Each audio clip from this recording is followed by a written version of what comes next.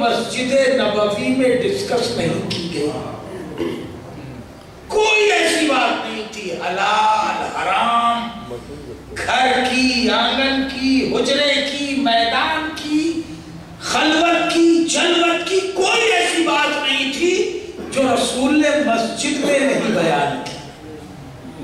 آج یہ کہا جا رہا ہے صرف تلاوت کرو، نماز پڑھو اور بس۔ رسول نے مسجد کو ایک اسلامی مرکز کی حیثیت دی تھی۔ اب اسے جو ہے وہ بانٹا گیا ہے کہ نہیں یہاں یہ بات ہو اور یہ بات نہ ہو۔ کون سی بات ایسی تھی جو رسول نے مسجد میں نہیں کی؟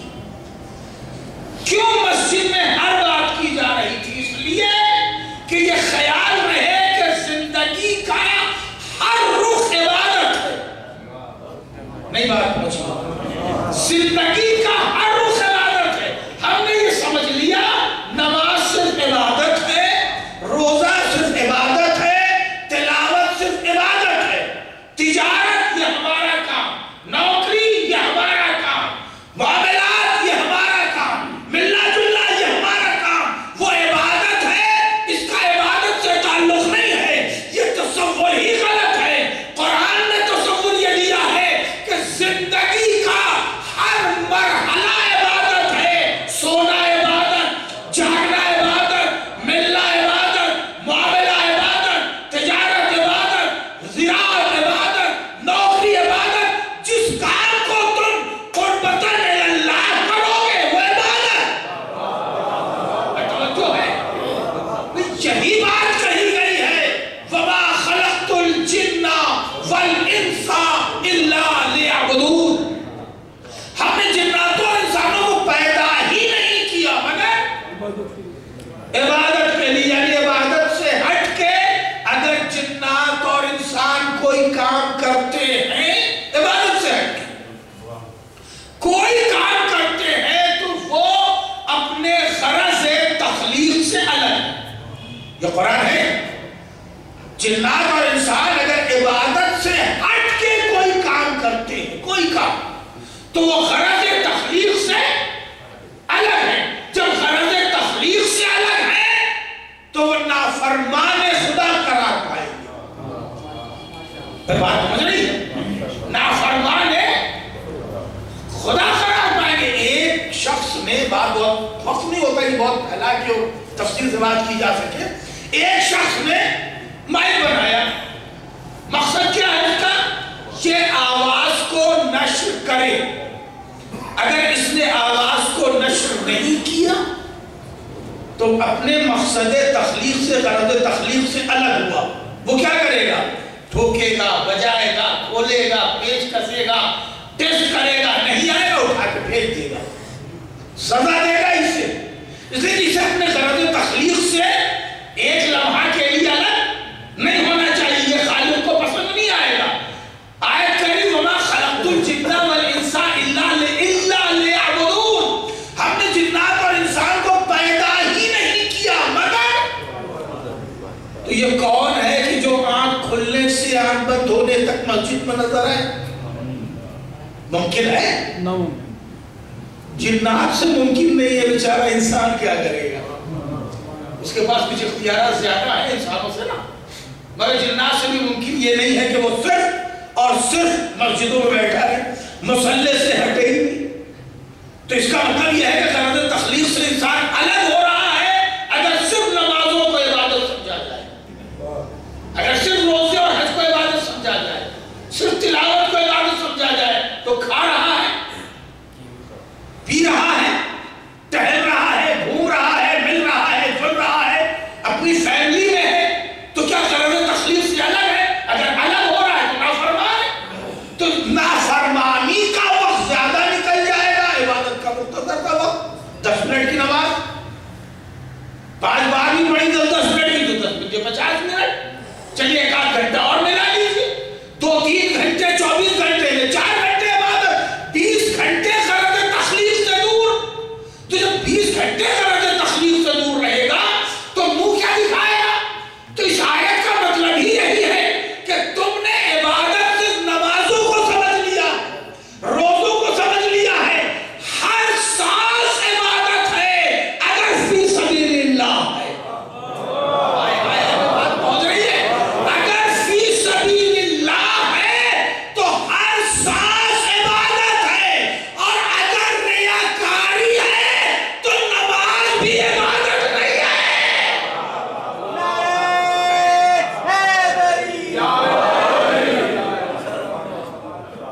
فی سبیل اللہ ہے، اس کے غرض تخلیق کے لیے ہم نے ہر کام گزاری ہے، تو ہر سانس عبادت ہے۔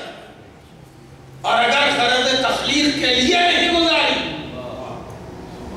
تو ظاہر ہے کہ یہ نماز اگر ریا ہے تو عبادت ہے، اگر اس میں سیاست ہے، اگر ریا ہے تو منہ پہ مار دی جائے گی، عبادت نہیں سمجھی جائے گی۔ نماز میں کوئی سیاست شامل ہے تو پھر وہ نماز نہیں رہے گی۔ اظہار تقوی کے لیے روزہ ہے، ضائع ہو گیا۔ اظہار ثروت کے لیے حج پر حج ہے، توجہ ہے، اظہار ثروت کے لیے حج پہ حج ہے، ضائع ہے، عبادت نہیں ہے۔ تو اصل میں عبادت ہے اس کی غرض تخلیق کو پورا کرنا۔ ایک سلوات پڑھ لیں مجھے محمد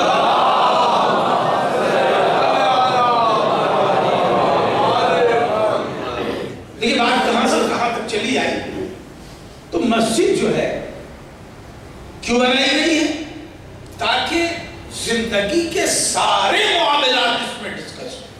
ہم نے اس کا مفہوم ہی اٹھا کر کے الگ رکھ دیا، ہم نے اپنی سمجھ سے عبادت کو ڈیفائن کر دیا۔ نہیں، جو قدرت چاہتی ہے وہ سمجھو، وہ سمجھاؤ۔ بات کہاں سے یہاں تک آ گئی؟ نماز عبادت، ہم نے اسے سمجھا ہی نہیں، قدرت کا وہی اسلوب جسے میں روز ڈسکس کر رہا ہوں، عبادت کے ساتھ وابستہ ہے۔ اس نے جہاں خیر بیان کیا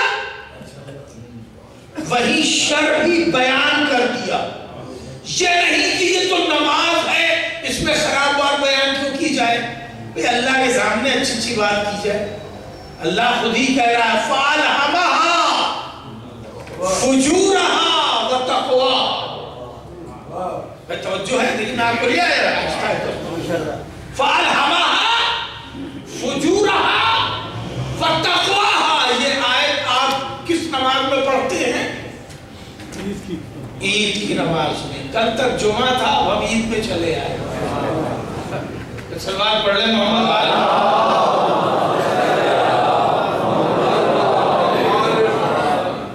قدرت نے پھر ہمیں عادت سے نکالا، عادت سے پھر نکالا، روز کی قنوت سے جمعے میں الگ کیا تھا، اور پھر عیدین میں اب کہنے اب ایک قنوت نہیں، اب کچھ قنوت بڑھاؤ، دیکھیں کتنے لوگ جھوکا کھاتے ہیں۔ عادت سے ہٹایا۔ وہ نمازیں تو مسجد میں پڑھتے تھے، اب یہ اپنی شہری مجبوری الگ ہے۔ ہمارے ہاں آج بھی دیہاتوں میں اور کچھ شہروں میں بھی جو قدیم شہر ہیں، عیدگاہیں الگ ہیں اور نماز جمعہ کی مساجد الگ ہیں۔ یہ سنت نبوی۔ اب نکلو، اب جگہ بھی بدل دو، طریقہ بھی بدل دو، اب تھوڑا دور نکلو تاکہ دوسرے بھی دیکھیں کہ اللہ والے کس طرح نکلتے۔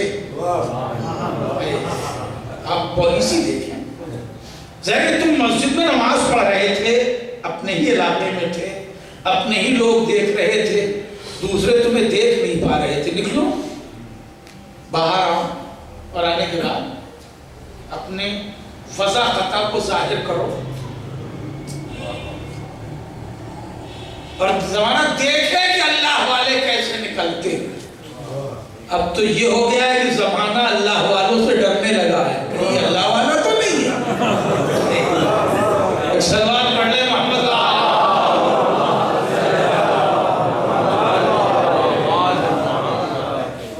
یہ مغربی سیاست نے سلوگن ہی کا معنی بدل دیا۔ نکلو باہر اور اس شان سے نکلو کہ زمانہ رشک کرے تمہارے اتحاد پر، تمہاری قومی یکجہتی پر، تمہاری مروت پر۔ تم نکل رہے ہو، خالی ہاتھ مت نکلنا۔ نکل رہے ہو تو خالی ہاتھ نہ نکلنا. دیکھو راستے میں تمہیں کوئی ضرورت مند ملیں گے, ہر ایک کی ضرورت کو پورا کرتے ہوئے نکلنا. ہم نے ایک رقم تمہارے لیے اس لیے مختص کرا دی, ضرورت مندوں کی ضرورت کو پورا کرتے ہوئے نکلنا, تاکہ یہ سمجھ رہے کائنات کو اللہ والے دیتے ہیں, لیتے نہیں ہیں. تو اللہ والے دیتے ہیں, لیتے نہیں ہیں. اللہ والے جو دولت لینا نہیں چاہتے تو جان کیا لینا چاہتے. ایک سلوات پڑھے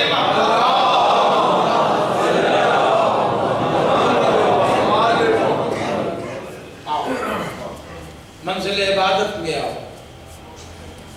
کھڑے قدرت میں, پھر ہمیں نئے طرز سے مصروف عبادت کیا اور ایک نئی تہذیب بھی دی, نئی تمیز بھی رکھا. تمیز عبادت میں یہ فرق کیا, بھئی اب قنوت روزانہ والا نہیں چلے گا, یہاں تک کہ جمعہ والا بھی نہیں چلے گا.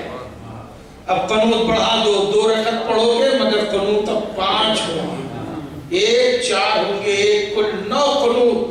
اب نماز مکمل ہوگی. کل انشاءاللہ قنوت پہ بھی کچھ گفتگو کروں گا.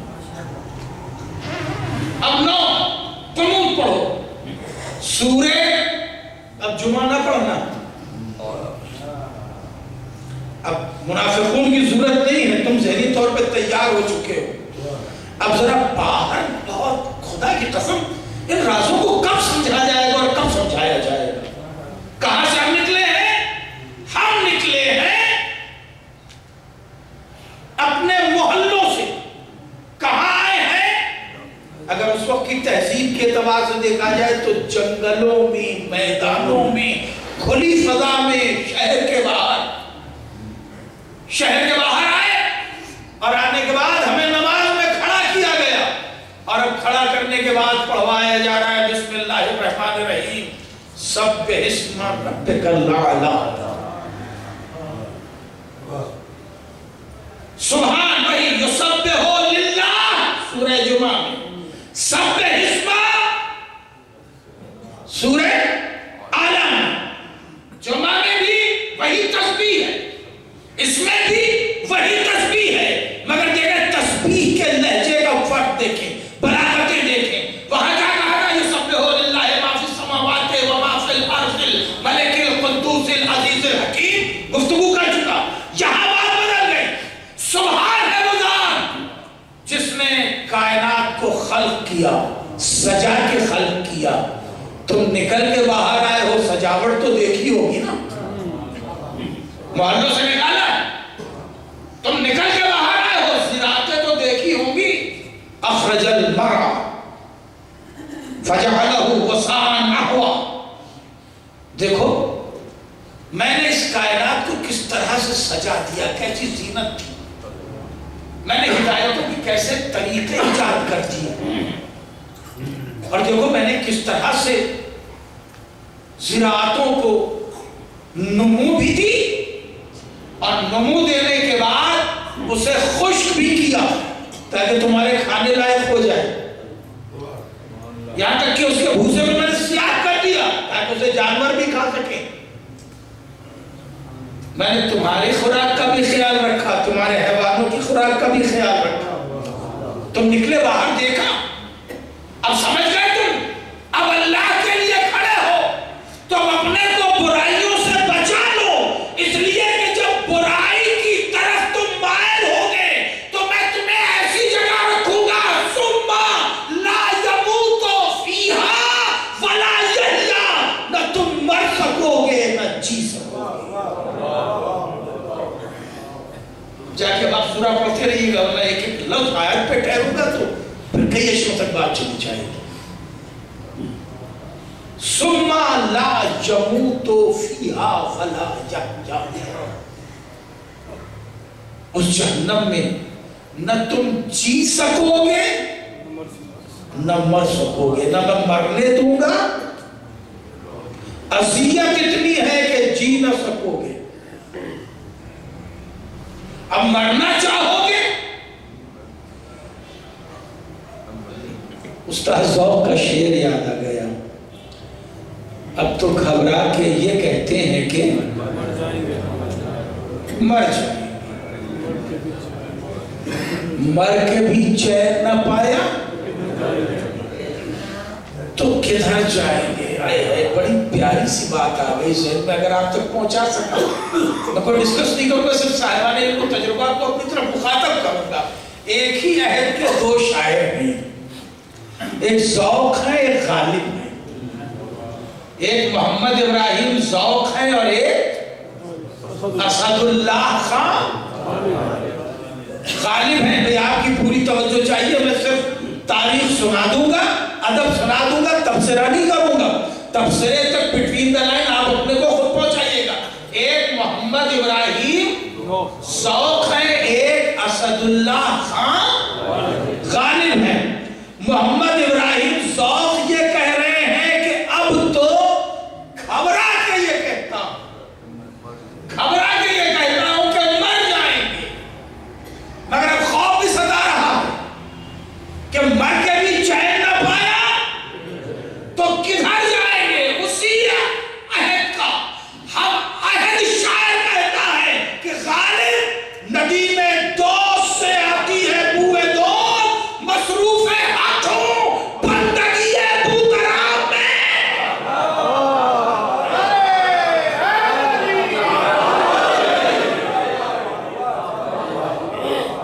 غالب ندی میں دوست سے، اب یہ اپنے ذوق کی بات ہے، یہ اپنے ذوق کی بات ہے۔ وہ گھبرا کے کہہ رہے ہیں کہ مر جائیں گے مگر مر کے بھی چین نہ پایا، ثم لا يموت فيها ولا يحيا۔ لیکن جو عاشقان علی ہیں وہ ہر مرحلے میں اسی منزل پر گامزن ہیں کہ مصروف حق ہوں بندگی بوتراب میں۔ ایک سلوات پڑھ لیں محمد۔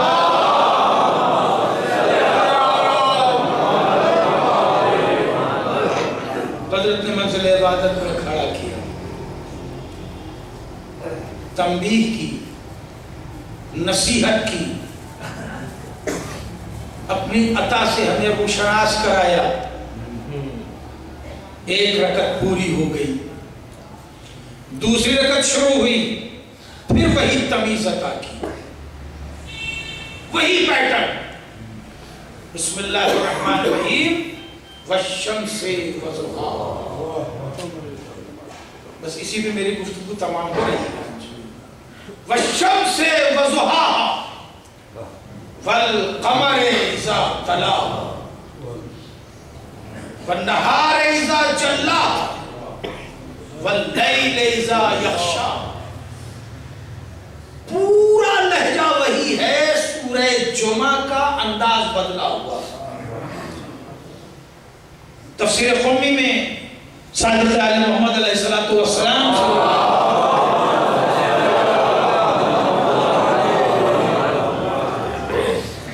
کہ والشمس وضحاها سے مراد سرکار رسالت معاب۔ دیکھیں جہاں گفتگو توحید سے نہیں شروع ہوئی ہے، اس لیے کہ پہلے سورے میں گفتگو توحید اور معرفت توحید سے ہی شروع ہوئی تھی۔ سبح اسم ربک الاعلی، پہلی منزل میں، پہلی رکعت میں، سورہ اعلیٰ میں معرفت توحید سے ہی بات شروع ہوئی تھی اور انکار معرفت کے عذاب پہ تمام ہوئی۔ دوسری رکعت میں اب سورہ شمس پڑھایا جا رہا ہے جہاں معرفت رسالت سے بات شروع ہو رہی ہے۔ وہ اس میں جمعہ والا پیٹرن، جیسے سورہ جمعہ کا اختتام ہوتا ہے چند نصیحتوں کے ساتھ، وہی تمیز خیر و شر کے ساتھ، ویسے ہی سورہ والشمس بھی تمام ہوتا ہے۔ اور یہی آج میری گفتگو تمام ہو جائے گی۔ ارشاد ہوتا ہے والشمس وضحاها، سورج کی قسم اور اس کی پھیلتی ہوئی روشنی کی قسم، چاند کی قسم اور اس کے سورج کے پیچھے پیچھے آنے کی قسم۔ چاند کی قسم اور اس کے پیچھے پیچھے آنے کی قسم۔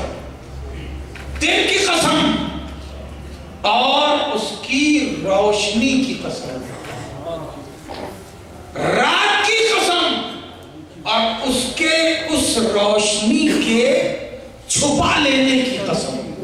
तर्जुमा सुन ले, फिर तफसीर में लुत्फ आ जाएगा। रात की कसम और उसके उस रोशनी के छुपा लेने की कसम। इमाम फरमाते हैं कि वशम्स से मुराद सरकार खत्मी मरतबत,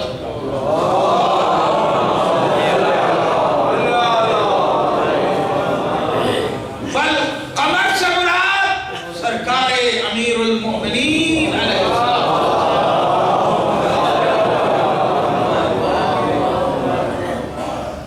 फिर फरमाते हैं कि वल नहार इज़ा जल्ला, दिन की कसम और उसकी चढ़ती फैलती हुई रोशनी की कसम। इससे मुराद औलाद अइम्मा है जो औलाद ज़हरा है। अइम्मा है जो औलाद ज़हरा है। और रात की कसम तफसीर तुम्मी में छठे इमाम से जो रिवायत सुना, और रात की कसम और उसके इस रोशनी के छुपाने की कसम। इससे मुराद वो दुश्मनाने अहले बैत है जिन्होंने तालीम औलाद ज़हरा को छुपाने की कोशिश की।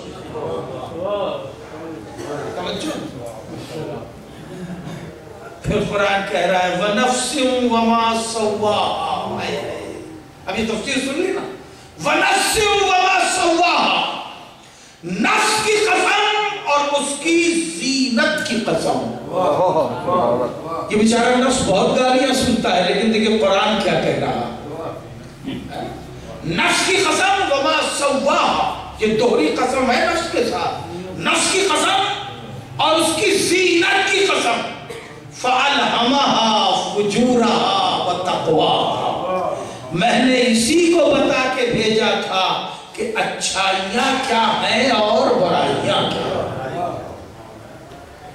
इमाम फरमाते हैं इसी तफसीर में कि फ़अल्हमहा फुजूरहा व तक़वाहा, परवरदिगार आलम ने इस नफ्स को आलमे अरवाह में तमाम अच्छाइयां और बुराइयां बता दी, इस पर इल्हाम कर दिया, इस पर जाहिर कर दिया और छोड़ दिया, आजाद कर दिया इसे। चाहे ये अच्छाइयां अपनाए, चाहे ये बुराइयां अपनाए।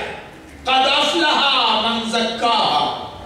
देखिए ये नमाज हो रही है, लग रहा है अल्लाह बातें कर रहा है, टेबल टॉक है। कभी से इस अंदाज से पढ़ के तो देखिए, जिस लहजे में कुरान, ऐसे हमने आदत बना दी है तिलावत की अलग, और कारी ने उसे और अलग कर दिया। इतना लंबा लंबा खींच के सुनाता है कि पता ही नहीं चलता कि आयत पढ़ी कौन सी है ना। हर तरह जो है वो मुस्तहसन नहीं, मगर बहरहाल तिलावत में मौजूद नहीं है। टेबल टॉक जिस तरह फ़अल्हमहा फुजूरहा व तक़वाहा क़द अफ़लहा मन ज़क्काहा। देखो मैंने अच्छाइयां बुराइयां सब बता दी, सारी की सारी अच्छाई भी इल्हाम कर दी है, बुराइयां भी बता दी। क़द अफ़लहा मन ज़क्काहा, देखो जिसने इसे अच्छा रखा वो कामयाब, वो क़द ख़ाबा मन दस्साहा, और जिसने इसे पलीत कर दिया वो नाकाम। और क्या ये नमाज हो रही है, नफ्स की कसम और उसकी जीनत की कसम, मैंने इसे सब बता दिया। ये आलमे अरवाह में, आलमे अज़्सान में कोई दिल ऐसा नहीं है जो बुराई की तरफ बढ़े और टोका न जाए। थक के न सुनिए, सलवात पढ़ ले।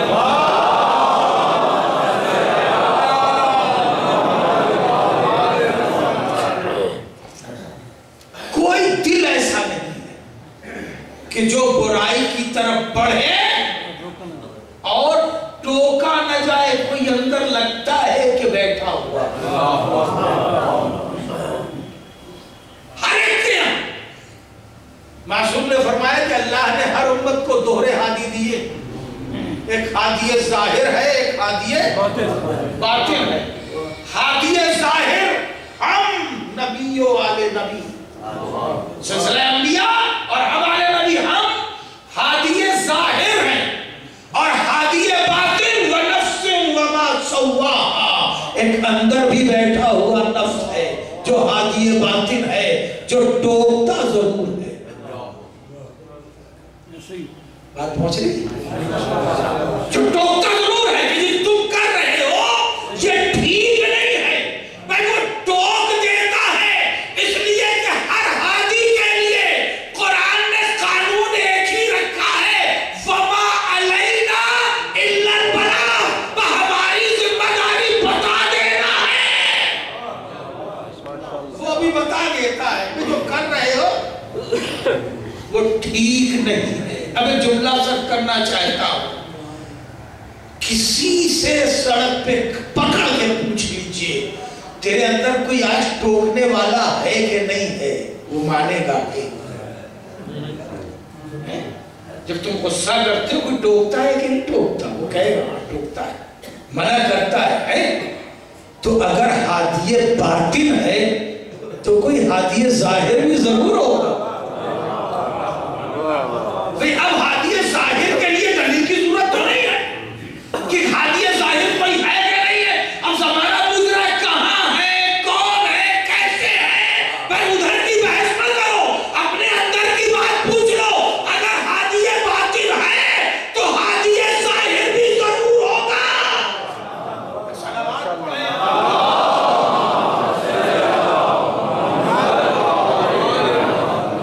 یہ وقت سمجھ رہا ہے، آپ کو فضائل تو سناتا ہی ہوں، بغیر فضائل کے تو میں گفتگو تمام ہی نہیں کرتا اور ناقص سمجھتا ہوں. تو ایک اندر بیٹھا جو بتا رہا اور قدرت گفتگو کر رہی، میں نے سب اچھائیاں اور برائیاں بتائی تاکہ تمہارے اندر تمیز پیدا ہو. تم منزل عبادت میں ہو، مگر میرے بیان کا اسلوب دیکھو. ہم اپنی عبادت میں بھی تمہیں سب کچھ سمجھا بتا کے بھیجتے ہیں، سب کچھ سمجھا بتا کے بھیجتے ہیں کہ اچھائیاں کیا ہیں، برائیاں کیا ہیں، تمہاری کامیابی کا طریقہ کیا ہے، تم ناکامیابی کی طرف کیسے جاؤ گے. سمجھ لو یہاں جو چاہے منمانی کر لو، آخرت کا مالک میں ہوں. پھر ایسی جگہ نہ رکھ دوں کہ سنو لا یموت فیہا ولا یحیا، نہ تمہیں میں جینے دوں گا نہ مرنے دوں گا. عجیب بات ہے، جیسا کہ سنتے ہیں ایک انسان سے کہہ دیتا ہے تمہیں حوریں ملیں گی، تو وہ مرنے مارنے پہ تیار ہو جاتا ہے. اللہ کہہ رہا ہے حوریں ملیں گی، نہ میں تمہیں جینے دوں گا نہ مرنے دوں گا. اللہ کے کہے ہوئے پہ یقین نہیں آتا، انسان کے کہے ہوئے پہ یقین آ جاتا. ایک سلوات پڑھ لے محمد.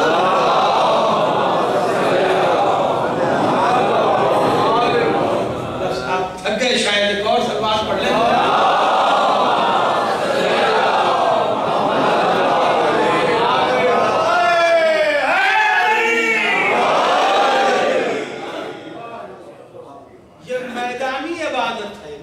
عبادت نہیں ہے جسے نمازی عیدین کہتی ہے، میدانی عبادت ہے. تو قدرت نے اس میدانی عبادت میں ایک میدان کے منظر کو ہی سمیٹ لیا.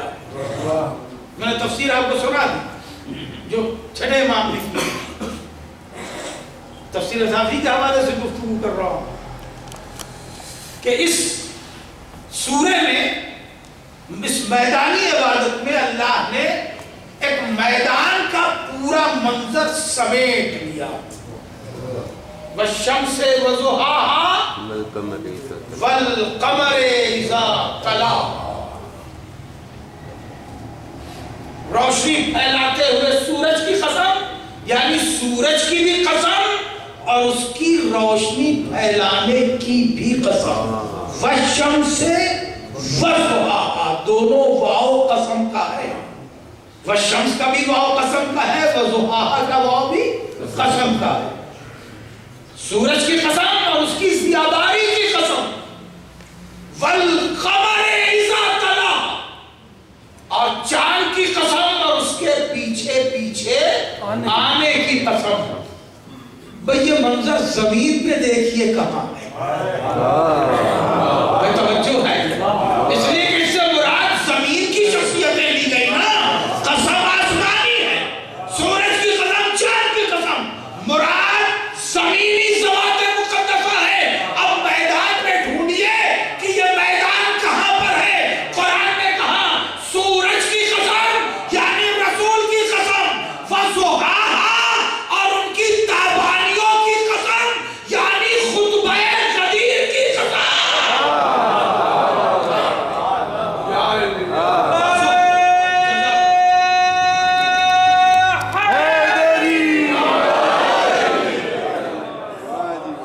رسول کی قسم، وَضُحَاهَا، اور ان کے اس خطبہ غدیر کی قسم جس ایک خطبے میں رسول نے ایک ہی جگہ پر پورا دین بتایا۔ رسول کی 23 برس، بڑی توجہ عزیزوں جملے پہ، رسول کی 23 برس کی زندگی میں کوئی ایسا خطبہ نہیں ہے جس میں رسول نے ایک ہی وقت میں ایک ہی جگہ پورا دین ڈسکس کیا سوائے خطبہ غدیر کی، جس میں رسول نے پورے دین پر گفتگو کی اور ہر ایک سے تصدیق چاہی۔ کیا میں نے اس میں سے کوئی ایسا امر ہے جو نہ پہنچایا ہو؟ قالوا بلا۔ اب یہ الگ بات ہے کہ ابھی بلا اور معنی میں کہہ رہے ہیں، پس منظر کہیں اور بلا میں ہے۔ یہ لفظ نے عربی کے حوالے سے کہا ہے بلا، کہ قالوا بلا، بے شک یا رسول اللہ، بے شک آپ نے ہمیں دین کا ہر رخ بتایا، ایمان کا ہر رخ بتایا۔ رسول خطبہ دے رہے ہیں، قرآن برابر آیتیں پڑھتا جا رہا ہے، والشمس وضحاہا، والشمس وضحاہا، والشمس وضحاہا۔ خطبہ ختم ہوا، رسول جھکے، علی کو دونوں بازوؤں سے پکڑا اور پکڑ کے بلند کیا۔ علی کو رسول بلند کر رہے تھے، قرآن آیت پڑھا رہا تھا، وَالْقَمَرِ إِذَا تَلَاهَا۔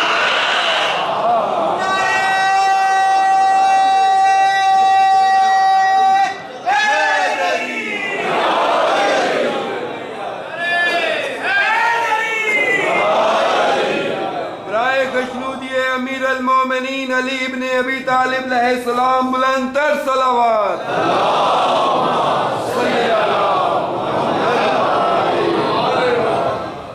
وَالْقَمَرِ إِذَا تَلَاهَا، چاند کی قسم اور اس کے پیچھے پیچھے آنے کی قسم، جبکہ وہ پیچھے پیچھے آئے۔ کیا لطافتیں! کہیں ادب میں چاند کی قسم اس طرح نہیں کھائی گئی ہے قرآن کے علاوہ۔ دنیا کا کوئی ادب دیکھ لیں، کوئی ادب دیکھ لیں، کسی عہد کا دیکھ لیں، آپ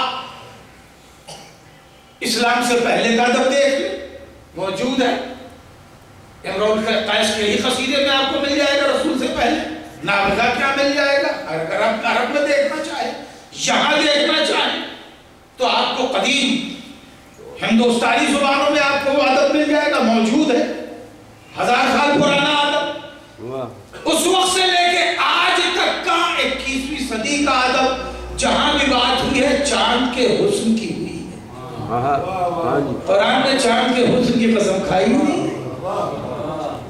اس کی خلقی نور کی قسم ہے، اس کی تاریکی میں نظر آنے کی قسم ہے، اس کے محبوب کے چہرے سے ملنے کی قسم ہے۔ ادب میں، قرآن میں نہیں، قرآن میں نہیں ہے۔ عجیب انداز ہے قرآن کا، ستارے کی قسم کھاتا ہے تو ٹوٹنے پہ کھاتا ہے، چمکنے میں نہیں کھاتا۔ ستارے کی قسم کھاتا ہے تو اس کے ٹمٹمانے کی نہیں کھاتا۔ ستاروں کے ٹمٹمانے پر انگریزی ادب، فرانسیسی ادب، ہندی ادب، اردو ادب، بنگالی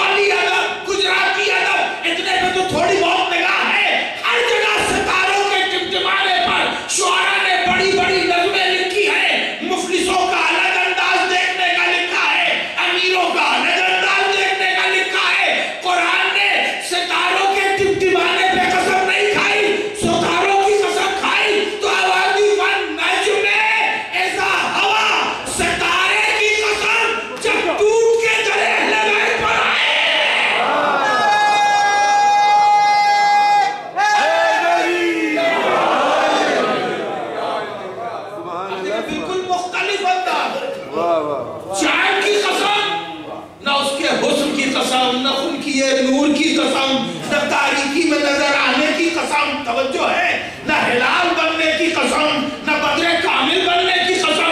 بھئی یہ انداز ہے جو ڈسکس ہوتے ہیں چاند کے، مگر قرآن نے کوئی ایسی بات نہیں کہی. کہا والقمر اذا تلاہا، چاند کی قسم جب وہ بلا فصل سورج کے پیچھے پیچھے بلا فصل، اس لیے کہ سورج اور چاند کے درمیان چاہے کتنا ہی بڑا ستارہ ہو آ نہیں سکتا. سورج اور چاند کے درمیان کسی ستارے کے اس مداخلت کا حق نہیں ہے. بس سورج بلند ہوا اور اب سورج کے پیچھے پیچھے آیا تو چاند آیا کہ جب تک بلا فصل آئے لائے کے قسم. میں جملہ اگر رائے گا تو نہیں آئے گا، میں عرض کروں جب تک بلا فصل آئے لائے کے قسم ہے. میں نے تاریخ نبوی دیکھی، جب بھی نبی نے آواز دی علی بلا فصل بولے.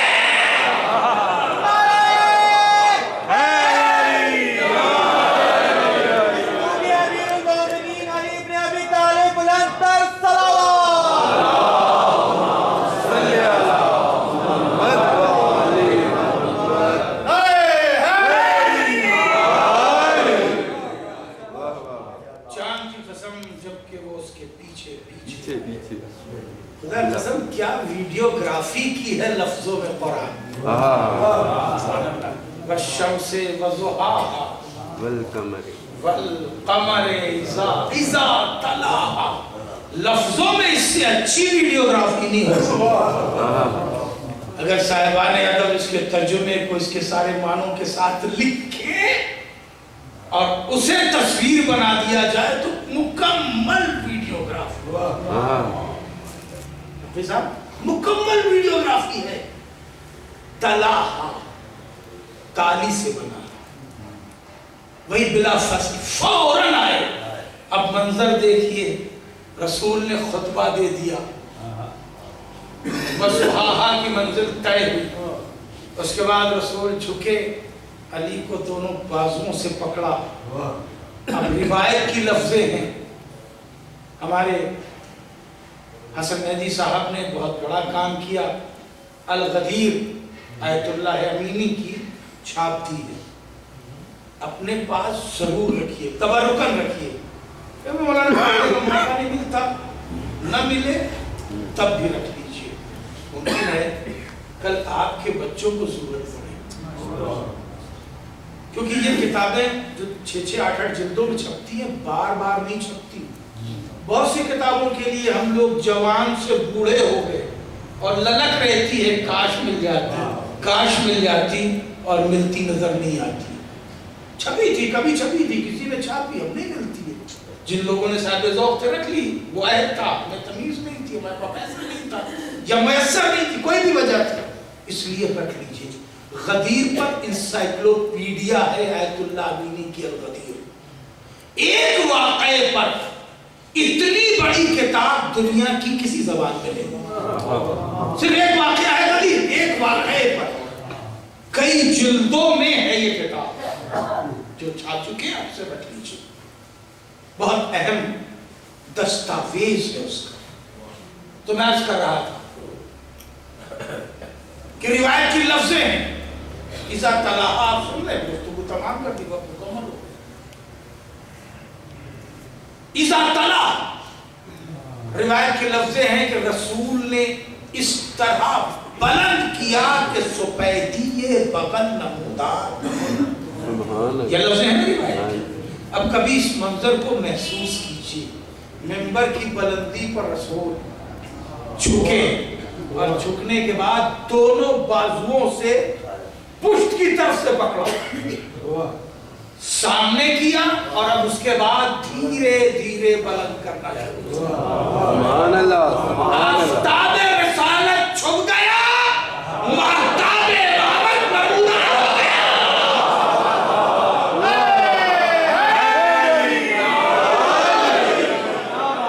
نعرہ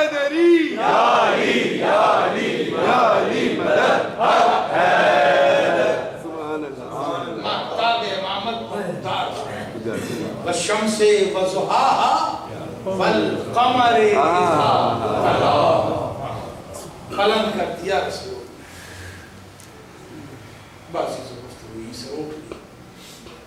جو غدیر علی بلند ہو رہے ہیں، آوازیں آ تو رہی ہیں، بخن بخن لکا شبنام،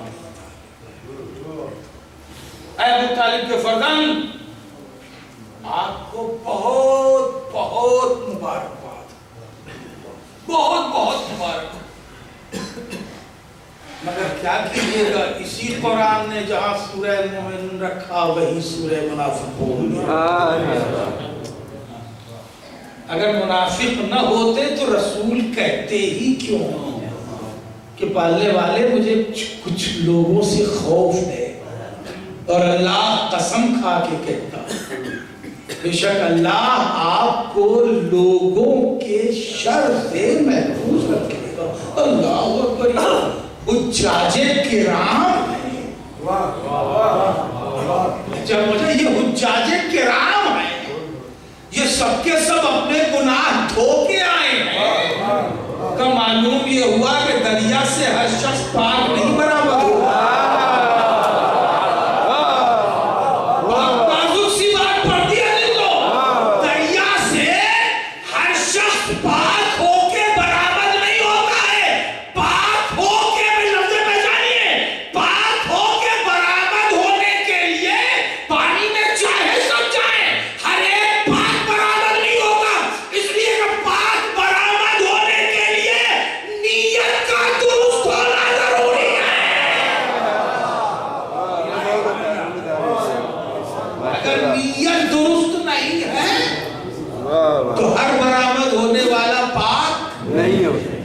نہیں ہوتا.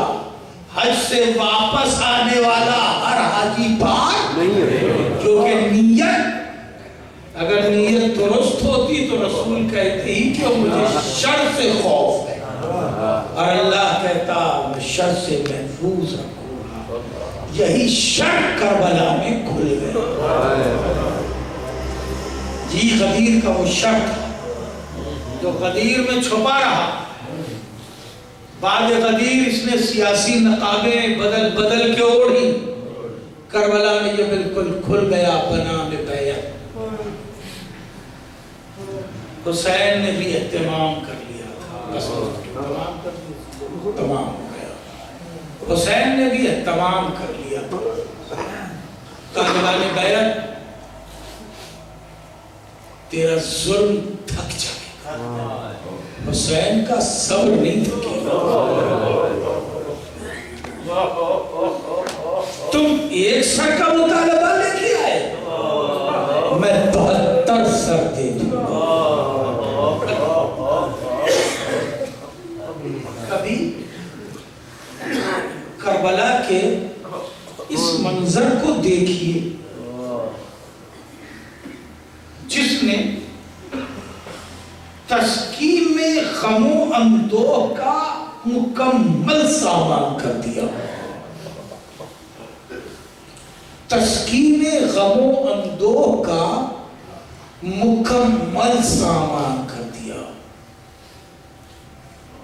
حیات کے پہلے دن سے لے کے اور عمر کی بڑی منزلوں تک، حیات کے پہلے دن سے لے کے اور عمر کی بڑی منزلوں تک کوئی ایسا سن و سال نہیں ہے جس کی قربانی حسین نے نہیں.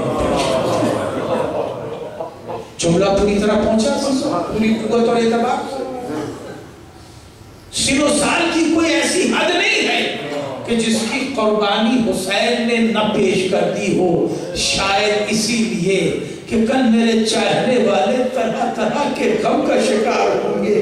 کسی کا نونہار چھینا جائے گا، کسی کا جوان چھینا جائے گا، کسی کی آغوش کا پالا چھینا جائے گا، کسی کا شوہر قتل ہوگا، کسی کا بابا مارا جائے گا. جب تمہیں کوئی غم یاد آئے تو تم کربلا کی طرف رخ کر لینا. ہر غم ہم نے ایک دن میں پورا کر دیا.